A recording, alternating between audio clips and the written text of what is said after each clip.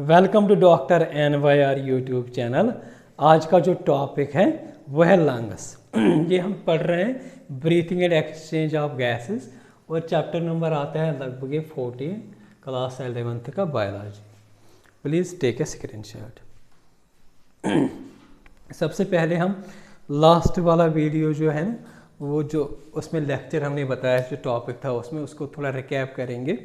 यहाँ पे क्या आता है, ट्रैकिया होता है यहाँ पे, तो ये कैरिना यहाँ पे इस रीजन इस एरिया को बोलते हैं जहाँ पे क्या होते हैं ये जो ब्रोंकस जो होता है डिवाइड हो जाता है। ये कहाँ पे चला जाता है, इस एक लेफ्ट लंग्स राइट लंग्स में एक चला जाता है, दूसरा लेफ्ट लंग में चला जाता है। तो ये होता है प्राइमरी ब्रोंकस। इसी तरीके से इसकी आगे और ब्रांचिंग होती हैं जिनको बोलते हैं पहले सेकेंडरी ब्रांचिंग, फिर टर्शरी ब्रांचेस, लास्ट में ब्रोंकियल्स होते हैं, टर्मिनल ब्रोंकियल्स, लास्ट में क्या होता है एल्वेले होते हैं। तो एल्वेले हम इस वीडियो के बाद हम करेंगे डिस्कस। तो आज जो है ना तो इस तरीके से जो होता है यहाँ पे ट्रैकिया होगा और ये लंग्स होता है इस तरीके। तो आज हम इसी टॉपिक को क्लियर करेंगे और साथ साथ में लोबस पढ़ेंगे। लेफ्ट लंग में कितने लोबस होते हैं और राइट लंग में कितने लोबस पढ़ेंगे। सबसे पहले देखेंगे हम लंग्स क्या होते हैं। लंग्स अगर हम देखेंगे ये पेयर्ड होते हैं, मतलब दो होते हैं, एक ह्यूमन में दो होते हैं, एक होता है राइट, दूसरा होता है लेफ्ट। और इनकी जब अगर हम इनकी शेप देखेंगे कोन शेप्ड होते हैं।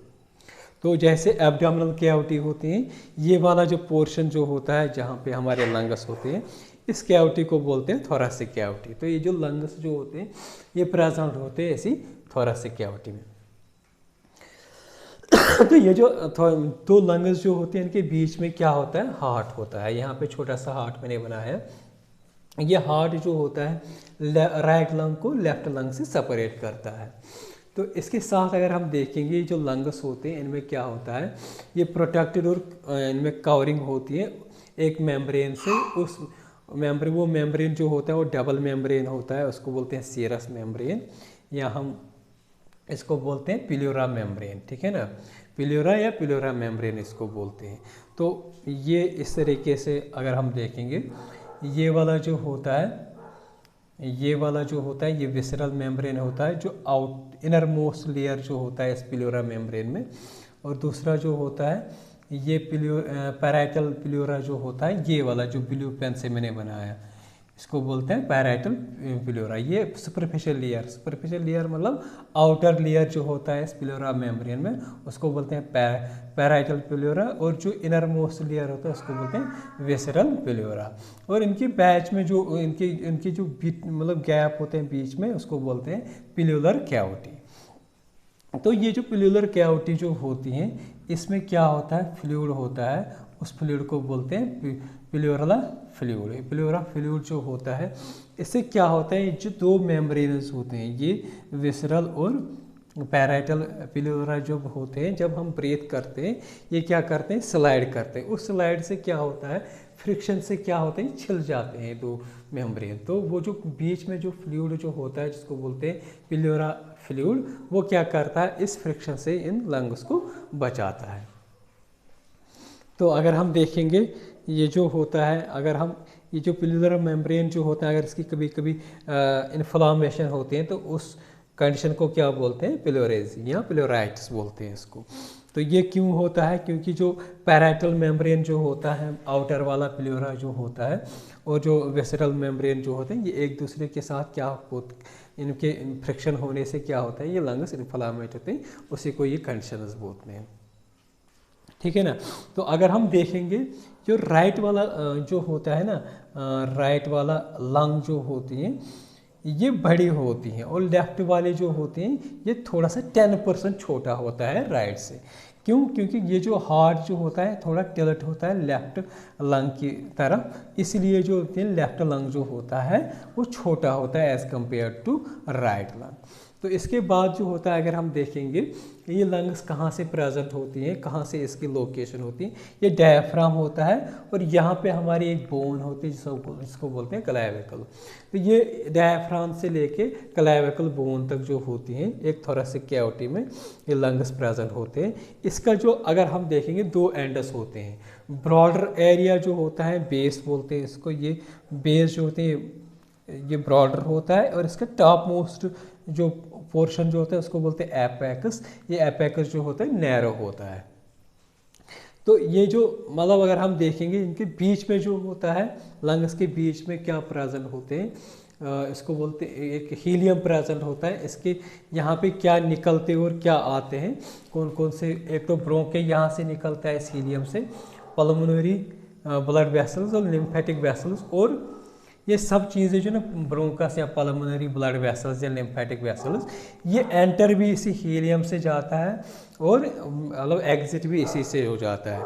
तो इन सब को क्या बोलते हैं, इस पूरे रीजन को क्या बोलते हैं, हीलियम, या इसको बोलते हैं रूट। और उसके साथ क्या होता है, अगर हम देखेंगे ये जो स्ट्रक्चर्स जो होते हैं यहाँ पे प्रेजेंट होते हैं, जो मतलब बीच में मिडल ऑफ द लंग्स, ये एक दूसरे के साथ जो जुड़े होते हैं, ये इसी प्लेरा मेम्ब्रेन से जुड़े होते हैं। साथ साथ में कनेक्टिव टिश्यू भी इनको कनेक्ट कर देता है। तो यही जो होता है, ये तीनों स्ट्रक्चर्स, जो 4 स्ट्रक्चर्स हमने यहाँ पे डिस्कस किए, तो ये कलेक्टिवली फॉर्म करते हैं रूट ऑफ द लंग्स, इसी को बोलते हैं रूट ऑफ द लंग्स। इसके साथ साथ लंग्स में कुछ फिशर्स होते हैं, मतलब क्रैक्स टाइप के होते हैं। तो एक अगर हम देखें राइट लंग में होता है ओब्लिक फिशर। ओब्लिक मतलब जब हम लाइन डाल लेते हैं ना इस तरीके से ओब्लिक, तो इसी तरीके का ये फिशर होता है इसमें, इसको बोलते हैं ओब्लिक फिशर। और राइट लंग में एक और फिशर होता है जिसको बोलते हैं हॉरिजॉन्टल फिशर, ये वाला होता है हॉरिजॉन्टल फिशर। अगर हम लेफ्ट लंग में देखेंगे, मैंने बोला ये 10% कम होता है राइट लंग से, क्योंकि यहाँ पे हार्ट थोड़ा टिल्ट हो जाता है, इसलिए यहाँ पे जो होता है ना, यहाँ पे सिर्फ 2 ही लोबस होते हैं, ठीक है ना, ये वाला लोब और ये वाला लोब। और यहाँ पे जो फिशर होता है, ये वाला जो फिशर होता है इसको बोलते हैं ओब्लिक फिशर, ठीक है ना, इसको मैंने शॉर्ट में लिखा OF, ठीक है। तो इसी तरीके से अगर हम देखेंगे ये वाला लोब जो बनता है और ये वाला लोब जो बनता है, तो इसको बोलते हैं इन्फीरियर लोब, IL मैंने शॉर्ट में लिखा है। और ये वाला जो है इसको बोलते हैं सुपीरियर लोब। तो इस साइड में भी सुपीरियर लोब होता है और नीचे वाला जो होता है इसको बोलते हैं इन्फीरियर लोब। याद रखना होता है एनाटॉमी एंड फिजियोलॉजी में, जो सुपीरियर जो होता है टॉप मोस्ट रीजन होता है और इन्फीरियर जो होता है नीचे वाला पोर्शन होता है। तो ये हो गया सुपीरियर लोब और ये हो गया इस राइट लंग में इन्फीरियर लोब, और बीच में एक और लोब बनता है इसमें, इसका नाम होता है मिडल लोब। तो अगर हम देखेंगे लेफ्ट लंग जो होता है, यहाँ पे जो ओब्लिक फिशर जो होता है ना, वो इस इन्फीरियर लोब और सुपीरियर लोब को क्या करता है, डिवाइड कर देता है। जब हम इसमें देखते हैं राइट लंग, इसमें 3 लोबस होते हैं। ये जो ओब्लिक फिशर जो होता है, ये मिडल और इन्फीरियर लोब जो होता है उनको सेपरेट करता है। इसी तरीके से हॉरिजॉन्टल जो फिशर होता है इसमें एक्स्ट्रा होता है ये, तो ये क्या करता है, मिडल लोब को इस सुपीरियर लोब से डिवाइड कर देता है। तो कुछ डिसऑर्डर्स होते हैं इस लंग्स में, मतलब इसमें क्या होता है, ये हमने देखा है, ये होता है पैराइटल कैविटी, ये बीच में, और ये होता है हमारा इसका पैराइटल प्लेरा होता है, ये विसरल प्लेरा होता है। कभी कभी क्या होता है, ये जो कैविटी होते हैं, पैराइटल कैविटी जो होते हैं, या प्लेलर कैविटी जो होती है, ये प्लेलर कैविटी जो होता है, इसमें क्या होता है, ट्यूमर ग्रो हो जाता है। तो ये ट्यूमर ग्रो हो जाता है, तो ये क्या करता है,